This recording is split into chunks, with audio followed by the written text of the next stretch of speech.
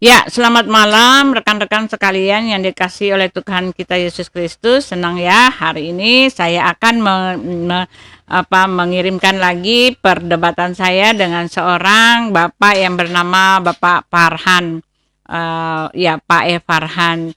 Dalam perdebatan ini kami menceritakan atau kami membahas apa itu makna berkiblat. Bapak Farhan memberikan 2 ayat dengan maksud untuk memberikan contoh bahwa Raja Daud dan Esra juga berkiblat. Tetapi yang merupakan inti dari pernyataan saya bahwa Raja Daud dan Esra itu berkiblat karena memang pada waktu itu di dalam bait suci itu memang Elohim hadir di situ. Nah, inilah yang merupakan jebakan Bapak E. Farhan terjebak sendiri dengan pernyataannya, lalu lucu sekali dia berusaha menghindar gitu ya, menghindar dari ayat yang dia berikan sendiri kepada saya. Mari kita dengarkan, semoga menjadi berkat.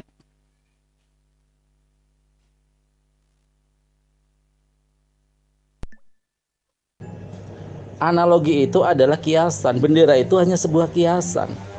Kenapa saya pakai kiasan bendera? Bendera benda mati, dan kami menghadap kiblat Ka'bah itu benda mati. Itu analogi. Kenapa ya saya setiap diskusi sama umat Kristen susah sekali memahami apa itu analogi. Analogi itu adalah suatu ilmu untuk menjelaskan sesuatu biar masuk logika. Analogi, logi. Jadi saya menjelaskan itu supaya apa yang kami lakukan kiblat, menghadap ke kiblat itu bisa dipikirkan secara logika Anda. Jadi saya pakai contoh adalah bendera ketika kita upacara bendera. Tapi seringkali memang saya diskusi dengan orang umat Kristen ini seringkali susah memahami apa itu analogi. Susah sekali memahami apa sih analogi tersebut supaya kita bisa merasakan, bisa menerima dengan logika kita gitu loh. Betul Pak JJJ, berkiblat itu memang orang yang menyembah berhala, karena itu kan ada objeknya, diputar-putar, disembah sujud, dicium-cium, itu ada objeknya, itulah namanya berkiblat, karena Tuhannya ada di situ, ya disembahlah ke situ, menghadap ke situlah. Anda ini selalu berprinsip bertentangan dengan kitab-kitab Anda sendiri, ayat-ayat sendiri ya. Ya, Mazmur surat 5 pasal 7 dan pasal 8 menyatakan bahwa aku berdoa menghadap bait Allah. Ya, pelajari kitab Ibu ya. Gimana di Mazmur itu ketika berdoa suruh menghadap ke bait Allah ya. Saya kasih ayatnya Bu ya. Ibu, kenapa ya kaum Kristen ini malah memusuhi kitabnya sendiri ya, melawan kitabnya sendiri ya? Apa yang menjadi panduan kalian beragama ketika kitab Anda sendiri aja Anda lawan gitu loh? Gimana Anda menyatakan ya? Gimana Anda bisa menyatakan bahwa ke arah kiblat itu adalah tanda menyembah berhala, sedangkan kitab kamu sendiri dengan jelas berdoa di dalam bait Allah, mengarah ke bait Allah. Ini kan logika Anda sendiri yang melawan kitab Anda sendiri. Kaum durhaka ini kan yang melakukan ketika melawan kitab-kitabnya sendiri nih. Memang itu, Mazmur kan dia yang membawa bait Allah itu. Memang pada waktu itu konteksnya memang Allah itu ada diam di dalam bait itu. Kan bait Allahnya dibawa kemana-mana, digotong-gotong. Kemana mereka pergi digotong-gotong. Dan mereka kalau berdoa menghadap ke situ, karena Allah berdiam di dalam bait itu. Itu kan konteksnya memang iya begitu. Justru kamu memberikan ayat ini untuk menunjukkan kepada saya bahwa benar. Tuhan kamu, Allah kamu itu diam dalam bait Allah itu. Nah disitulah kalian berkiblat. Memang kamu nggak tahu kalau Raja Daud itu dia membawa bait tabut perjanjian Allah itu, tabut Allah itu. Kemana-mana dia bawa kan? Lalu Salomo mendirikan bait Allah itu lebih besar lagi. Dan Allah katanya turun ke situ. Iya kan? Justru kamu salah kasih ayat. Justru ayat itu kalau kamu tahu latar belakangnya memang mereka menghadap bait Allah itu. Karena memang Tuhan pada saat itu kan Tuhan menyertai mereka kemanapun mereka pergi. Oke? Sekarang kan bait Allah itu sudah nggak ada. Dan Allah sudah nggak ada lagi di bumi, dia sudah balik. Dia tidak tinggal dalam baitnya. Oleh sebab itu dia ada di mana-mana. Kami tidak perlu lagi berkiblat. Kamu yang nggak ngerti, makanya belajar dulu ya, belajar dulu. Ibu, asumsi Ibu ngawur sekali. Ini akan bertentangan lagi kalau emang bait Allah itu dibawa-bawa, bertentangan lagi dengan apa yang dilakukan oleh Ezra, ya.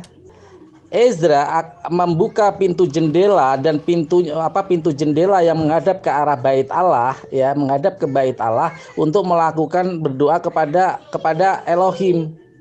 Ini berarti bahwa yang dibawa itu apa yang Ibu maksud, Yang saya maksud itu adalah tabut ya, tabut Allah itu, tabut bait apa sih namanya, bait suci ya, bait suci itu memang dibawa-bawa kan oleh bangsa Israel, dan di dalam bait suci itu kan ada ya bait Allah, di dalamnya ada bait suci, itu maksud saya.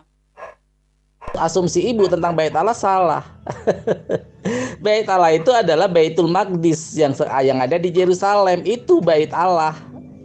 Sama ketika Yesus berdoa ke bait Allah, yaitu yang di sana. Dia membersihkan, dia di Yerusalem, pergi ke Yerusalem, dia belajar di sana. Itu bait Allah, Ibu. Kontradiksi sekali semua pemikiran Ibu ini. Semua pemikirannya kontradiksi sekali semua, ya. Itu mah untuk itu kan, itu mah untuk siapa? Raja Daud, untuk orang-orang pada masa itu di mana memang bait Allah itu ada. Iya kan? Sekarang mana ada lagi orang-orang Yahudi berdoa ke bait Allah mana yang mereka arahkan, mana ada kiblat-kiblatan. Kan bait Allahnya sudah dihancurkan waktu itu, waktu bangsa itu dibuang ke tanah Babel. Dan Allah sudah kembali, nggak ada lagi di bumi. Ya udah, ketika dia nggak ada di bumi, dia menaungi alam semesta. Dia nggak diam lagi di mana-mana, nggak perlu dikiblat. Nah kalau kalian ya tandanya itu kan, Tuhanmu ada di dalam. Tuhanmu yang zat itu ada di dalam rumahnya. Allahumma labbaik, kayak Allahumma labbaik, itu kan katanya kan. Ya Tuhan, kepadamu aku datang, ya Allah kepadamu aku datang. Ya datang dong kalian, kiblat deh. Itu mah untuk itu kan. Nanti saya kasih bukti ya, orang Yahudi di tembok ratapan ya, membaca Taurat sambil menangis merata berdoa di sana ya, menciumi tembok ratapan di Yerusalem. Ibu ini semua di luar logika Ibu ketika berdiskusi opini-opini Ibu. Ibu lawan sendiri kitab Ibu, Bu. Ya. Kitabiah dong, Bu, kalau berdiskusi tentang agama ya. Kitabiah ya. Saya kasih bukti kalau Yahudi masih berdoa menghadap ke tembok ratapan, dan di depan tembok ratapan mereka mengaji Taurat ya. Itu pada masa Raja Daud memang. Ezra itu kan sudah dibangun bait Allah yang dibangun oleh Salomo. Kenapa ente bingung? Kan setelah Raja Daud mati kan Raja Salomo membangun bait Allah, itu baca di Tawarik itu. Bagaimana? Kamu tidak tahu sejarahnya? Tidak tahu sejarahnya. Yang dimaksud bait Allah itu ya Ezra, maksud itu ya bait Allah yang dibangun oleh Salomo. Kamu nggak tahu sejarahnya. Tembok ratapan emangnya kiblat. Bisa begitu? Mana ada? Kalau yang kamu bilang bait Allah itu ya bait Allah, ya rumah Allah. Allah ada di situ. Allah Subhanahu wa taala ada di situ, diam di situ. Iya kan? Bukan di arsi, dia di situ dia. Kalian datangin kok ke rumah Allah, namanya juga rumah Allah, bait Allah. Baitullah kan artinya rumah Allah. Ya enggak? Aduh, Ibu Utiwatimena ya, asumsi ya, prediktif ya. Susah diskusi sama Ibu kalau nggak kitabiah ya. Ibu bilang ya, bait Allah dibawa-bawa kemana-mana ya. Bait Allah itu sekarang sudah tertanam di Yerusalem. Nah sekarang saya tanya, apa gunanya Yesus setiap berdoa itu di Yerusalem, pergi ke Yerusalem Paskah ya, membersihkan Yerusalem. Dia berdoa di Yerusalem, bahkan dalam ayat Alkitab sendiri ya, Yesus marah-marah dan mengamuk kepada para pedagang di depan bait Allah karena itu mengotori bait Allah. Berarti bait Allah itu disucikan di Yerusalem, karena sampai Yesus marah-marah dan membalikkan semua gerobak dagangan dan meja dagangan para pedagang di situ, Bu. Mereka marah-marah. Mau saya tunjukkan ayatnya, Bu? Iya. Ibu berlawanan semua opininya, Bu. Kontradiktif. Yang Ibu lawan gak usah Muslim. Otak Ibu aja lawan sendiri dengan Bible Ibu sendiri ya. Aduh. Bait Allah pada masa itu adalah pusat peribadatan, bukan tempat orang berkiblat. Nggak ada catatan orang berkiblat ke situ. Yesus juga nggak pernah menyuruh berkiblat ke situ. Itu hanya pusat peribadatan. Oke, sudah tidak ada itu istilah berkiblat.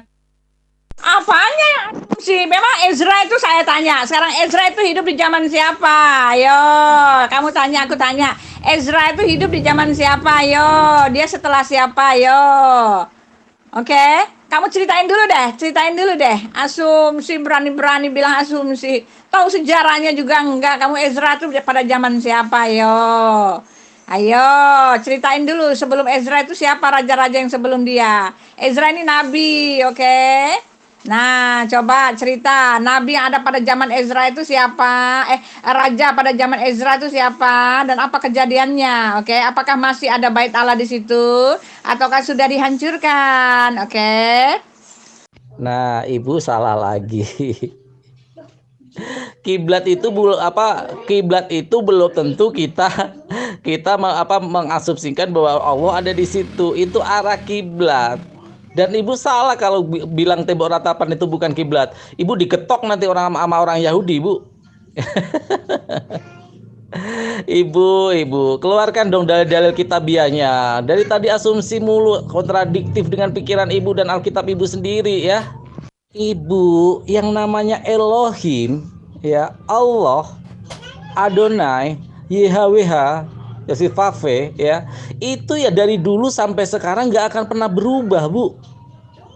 Karena pemahaman umat Islam dengan umat Yahudi sama tentang Tuhan itu ya tidak berubah. Kok di zaman siapa ditanyakan? Jadi kalau di zaman Ezra sama di zaman Yesus Tuhannya beda. Itu menurut Ibu.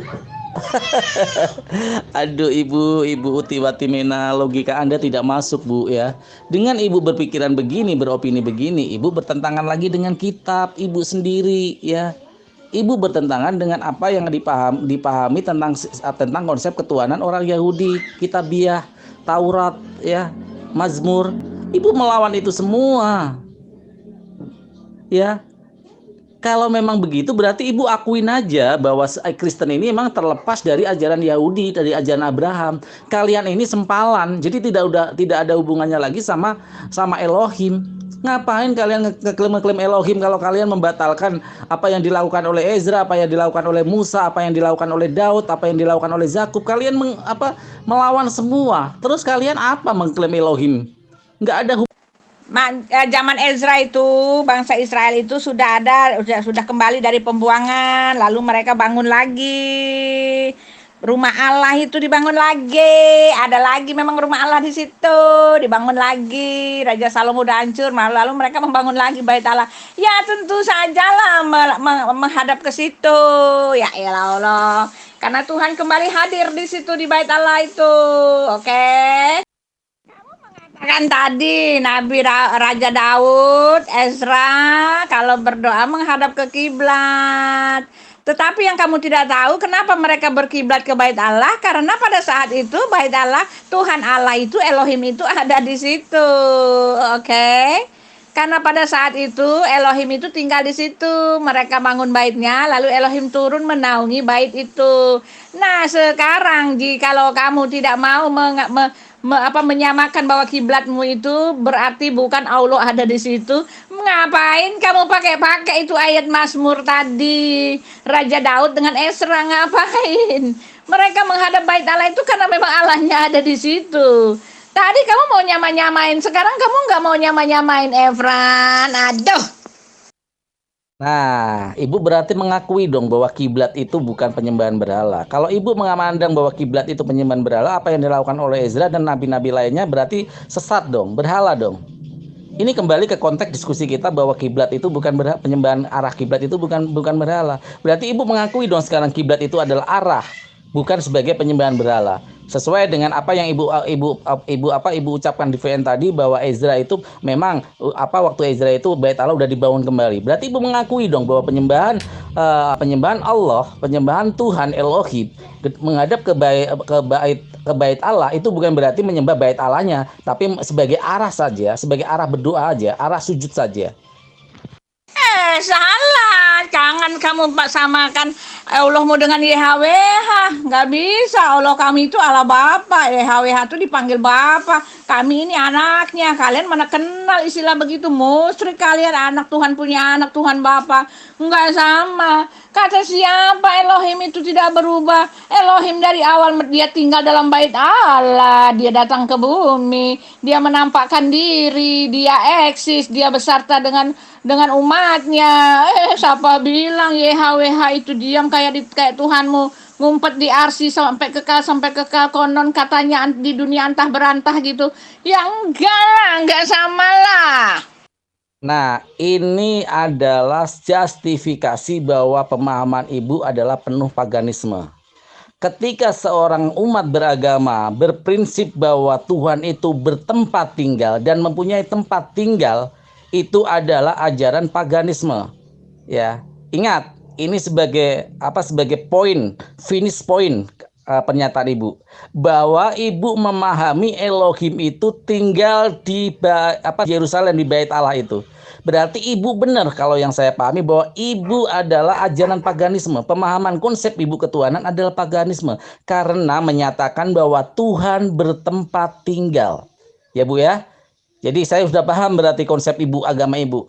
Ibu adalah agama paganisme sesuai dengan voice note ibu, pernyataan ibu bahwa waktu itu Elohim bertempat tinggal di situ. Karena hanya ajaran paganisme yang berkonsep bahwa Tuhan itu mempunyai tempat tinggal. Ya Bu ya. Ini Aku kan nggak bilang Tuhanku adalah Allah Subhanahu wa taala. Mana sama, dua itu adalah oknum yang berbeda. Tuhannya kamu jelas ditulis di Alkitab kami. Ada Allah bangsa lain ditulis dalam huruf kecil. Allah yang kata Raja Daud justru adalah hampa dan berhala. Musa mengatakan Elohim mengatakan jangan ada pada aku Allah lain di hadapanku. Ilah, Allah huruf kecil itu Allah bangsa-bangsa. Sesungguhnya Allah bangsa-bangsa itu adalah hampa, ya kan? Berhala dan hampa. Gitu dibilangnya. Ya jangan disamain lah.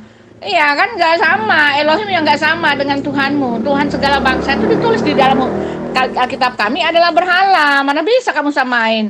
Nah kalau kamu mendatangi kiblatmu itu ya memang kan Tuhanmu di situ. Kamu sendiri memberi gambaran bahwa kiblat itu seperti Raja Daud yang berdoa menghadap bait Allah. Ezra juga menghadap bait Allah, tapi itu kan konteksnya memang pada saat itu Elohim turun masuk ke dalam bait Allah. Sekarang apakah kamu mau mengatakan bahwa Allah Subhanahu wa taala itu turun rumahnya di bait Allah situ? Oke? Apakah Allah Subhanahu wa taala itu rumahnya di Baitullah situ? Nah, kalau memang rumahnya di Baitullah situ ya didatengin lah, dikiblatin lah, menghadap ke situ lah, cuma di situlah tempatnya, ya kan?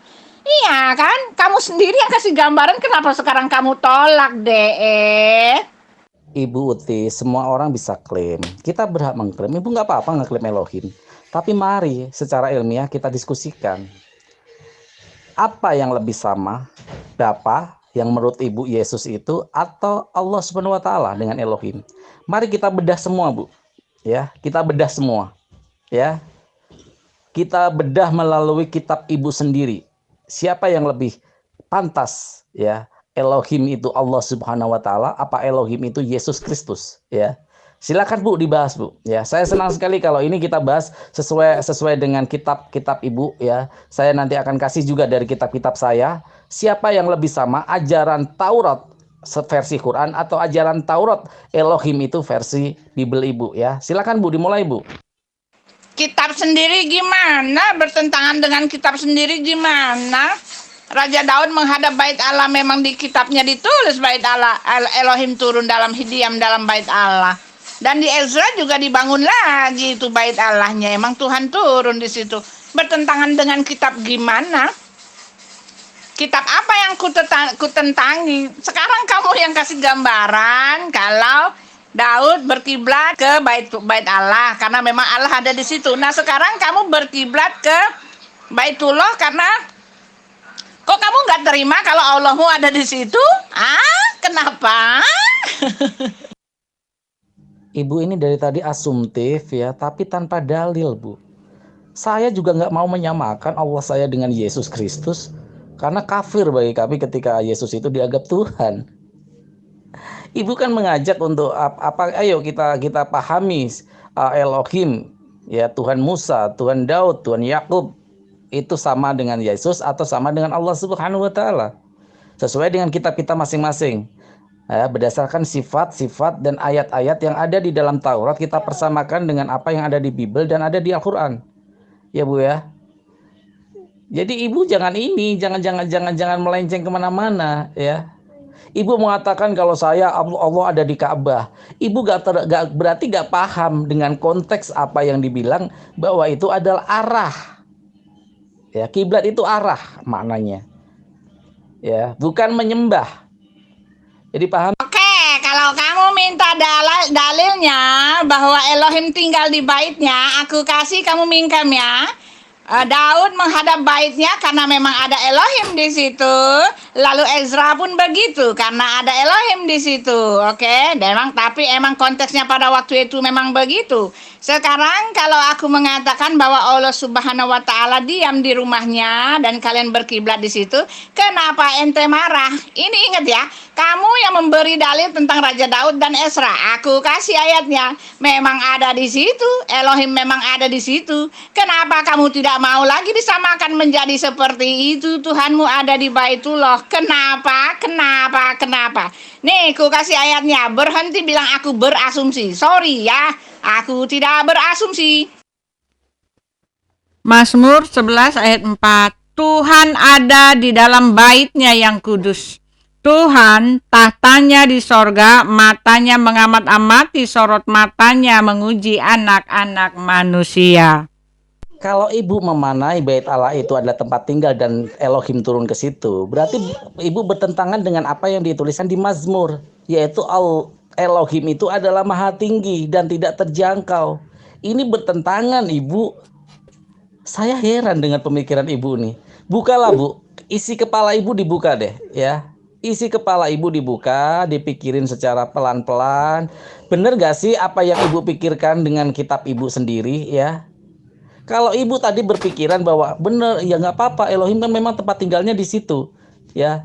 Itu bertentangan dengan apa yang ada di Mazmur yang menyatakan bahwa Elohim itu adalah maha tinggi. Itu tidak bicara tentang hadiratnya, itu tidak bicara tentang keberadaannya di dalam bait suci. Memang Elohim itu maha tinggi, dia omnipresent, ada di mana-mana. Ketika dia di dalam bait Allah itu bukan berarti di sorga sepi. Ini tidak bicara tentang kehadirannya, keberadaannya, eksistensinya di dalam bait Allah itu. Dan tidak terjangkau.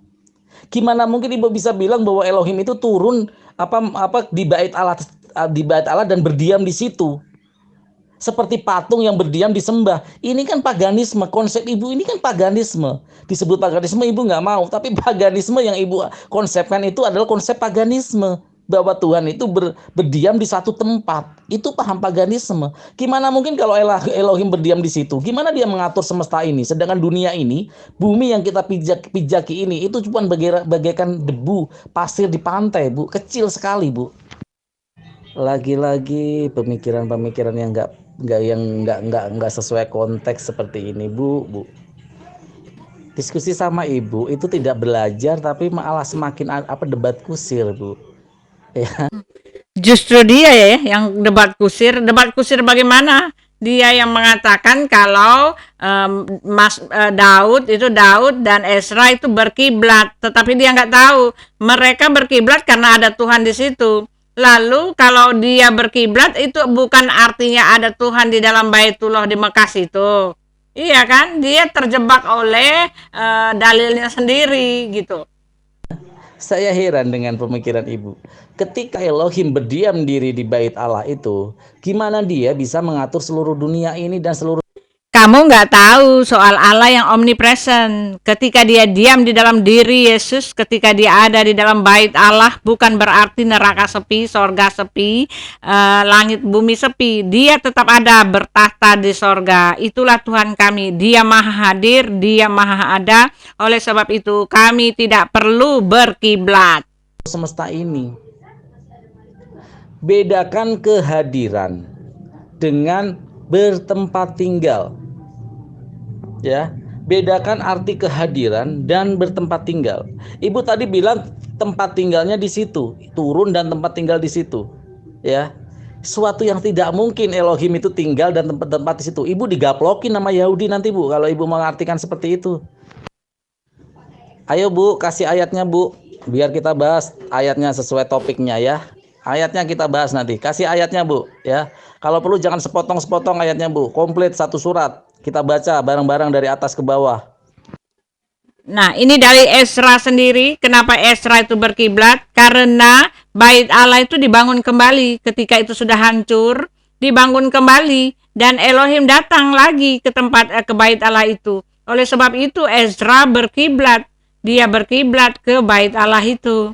Itu jelas dari Mazmur 11 dan Ezra 4 ayat 1, Mazmur 11 ayat 4 menyatakan bahwa Elohim ada di situ. Oleh sebab itu mereka berkiblat. Lalu Pak Ervan mengatakan bahwa di dalam Ka'bah itu tidak ada Allah di situ, karena mereka berkiblat itu hanyalah apa tadi dia bilang, mengatakan hanyalah bait sembahyang gitu loh, hanya arah sembahyang. Tetapi dia memberikan contoh bahwa Daud dan Ezra itu berkiblat tanpa dia tahu bahwa Daud dan Ezra itu berkiblat, karena memang ada Tuhan di situ. Jadi dia terjebak dengan dia punya opini sendiri. Berarti benar, Ibu nggak memahami ayat Ibu sendiri, konteks dalam ayat itu nggak paham, Ibu. Baca secara pelan dan detail, pahami, ya, pahami baitnya. Baitnya itu rumahnya. Apa maksud rumahnya? Semua semesta ini ciptaannya adalah rumahnya. Dengan begitu dia bisa mengatur. Di situ ada ayat sambungannya, sorot matanya, semua. Itu artinya baitnya, bukan bertempat tinggal di baitnya. Aduh, Ibu. Itu Pak Efran. Sekarang kenapa kamu berkelit? Ketika Ezra dan Raja Daud itu menghadap ke bait suci, memang ada Tuhan di situ. Memang itu bait Tuhan. Lalu kenapa sekarang kau berkelit mengatakan bahwa tidak ada Allah Subhanahu wa Ta'ala di Baitullah? Kenapa? Pemahaman Ibu ketuhanan adalah paganisme. Sekarang saya mau tanya, apakah orang Kristen itu berkiblat? Apakah kamu mau mengatakan bahwa kami berkiblat dan kamu tidak? Sekarang kalau kamu mengatakan bahwa Tuhan itu berkiblat itu adalah ajaran paganisme, di mana kamu melihat sekarang bahwa kami berkiblat dan kamu tidak? Oke? Aku balikan lagi kepada dirimu, di mana yang berkiblat, siapa yang berkiblat, siapa yang enggak. Oke, jawab dah. Oke? Arah kiblat itu kenapa kamu dikiblat? Kalau kamu ngomong sama saya, kamu menghadap saya. Kalau kamu ngomong sama Pak Presiden, kamu menghadap Pak Presiden. Nah, kalau kamu ngomong sama Allah Subhanahu wa Ta'ala yang diam di rumahnya itu, ya kamu menghadap dia dong. Masa kamu mau selewengkan arti kiblat? Nah, inilah kekurangan pikiran. Masa agama kok ketinggalan zaman dari zaman dahulu? Semua agama itu ajarannya sama.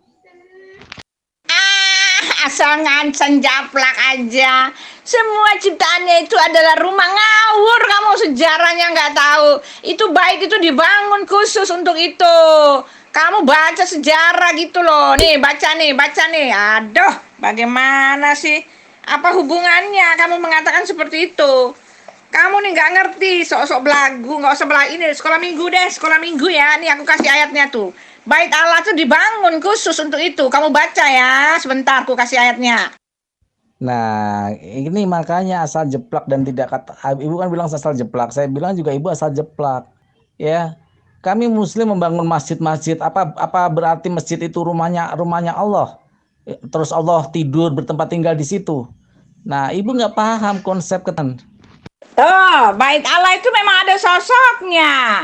Dan ketika kamu mengatakan bahwa Daud menghadap ke bait Allah, lalu Ezra menghadap bait Allah, ya memang ada sosoknya, ada Tuhan, hampir datang kuasanya ke situ. Lalu kenapa setelah saya mengatakan bahwa Tuhanmu itu ada di Baitullah, lalu kalian kiblati, kenapa kamu menolaknya? Kenapa kamu menolaknya? Kenapa? Kamu membangun masjid sama Baitullah kan beda. Masjid mah bukan rumah Allah. Masjid mah tempat beribadah. Tapi Baitullah di Ka'bah itu kan jelas kalian menyebutnya itu rumahnya Allah ada di situ. Kamu yang asal-asumsi, nggak ada satupun ayat yang kamu kasih kepada diriku, sedangkan aku kasih ayat semua kepada dirimu. Ya sudah aku maklum kamu kebingungan sendiri kan? Kamu yang kasih problema sekali problemanya aku hadapkan ke hadapan dirimu, kamu kebingungan sendiri kan? Itu buktinya memang Tuhanmu itu tinggal di Ka'bah. Tuhanmu itu tidak bisa kemana-mana. Dia bukan Allah yang maha hadir. Dia harus di kiblat karena dia cuma tinggal di baitnya itu, di Mekah itu. Itu buktinya. Dan kalau Tuhan kami itu sekarang ada di sorga. Kami tidak berkiblat karena dia tidak ada di mana-mana. Dia ada di sorga, dia ada di langit, ada di bumi. Dia ada di mana-mana. Tuhan kami itu ada di mana-mana. Nggak perlu di kiblat. Itulah bedanya. Tuhan kamu itu zat, Tuhan kami itu roh. Roh itu menaungi alam semesta ini. Roh itu hidup, oke? Bagaimana kamu mengatakan aku debat kusir? Semua sudah aku kasih ayatnya. Aku bicara tentang dalil, aku bicara tentang ayat. Soal kamu tidak terima itu urusanmu. Kamu menolak kebenaran ya itu urusanmu. Urusanmu dengan Tuhan, tanggung jawab sendiri. Dosa tanggung jawab sendiri. Ke neraka memang tempatmu. Enggak masalah buat aku. Yang jelas aku sudah memberikan pernyataan bahwa bait Allah pada waktu Raja Daud itu memang bait Allah ada bersama-sama dengan mereka. Mereka membawa tabut perjanjian itu di mana ada bait Allah di situ dan ada Tuhan Elohim itu beserta dengan mereka. Dia diam dan menaungi bait itu. Oke, dan memang ketika Daud berdoa menghadap ke situ memang karena Tuhan ada di situ. Tetapi itu kan konteksnya ketika Elohim itu datang mendatangi umatnya, menyertai bangsanya, menyertai umatnya. Oke, dan begitu juga terjadi pada Nabi Esra. Nabi Esra membangun lagi bait itu. Memang dia menghadap ke situ karena Tuhan ada di situ. Dan lagi-lagi itu konteksnya karena itu memang Elohim sedang ada di dalam dunia ini menginjakkan kakinya di bukit-bukit bumi ini. Tetapi sekarang Elohim sudah kembali ke sorga. Dia sudah tidak ada lagi di bumi. Tetapi dia menaungi alam semesta ini. Jadi kami tidak perlu lagi berkiblat karena Tuhan kami itu maha hadir. Oke, pada waktu itu konteksnya memang dia ada. Lalu ketika kamu memakai ayat itu, kedua oknum itu yaitu Raja Daud dan Esra menjadi tolak ukur bahwa mereka menghadap baitnya, yaitu karena ada Tuhan di situ. Lalu kenapa kamu tidak mau menerima ketika aku katakan bahwa ada Allahmu di dalam baitmu itu? Kenapa? Justru kamu kan yang memberikan contohnya. Kamu yang memberikan contohnya. Sekarang dibalikin lagi kepada dirimu. Kamu tidak mau. Kamu takut menerima kenyataan bahwa Tuhanmu tidak maha hadir. Dia memang tinggal di situ kan. Contoh yang kamu berikan itu memang betul-betul begitu. Memang betul-betul begitu. Tetapi kan tidak seperti itu lagi. Kami tidak berkiblat. Kami bukan pagan. Kami tidak berkiblat. Yang berkiblat kan ente. Iya kan?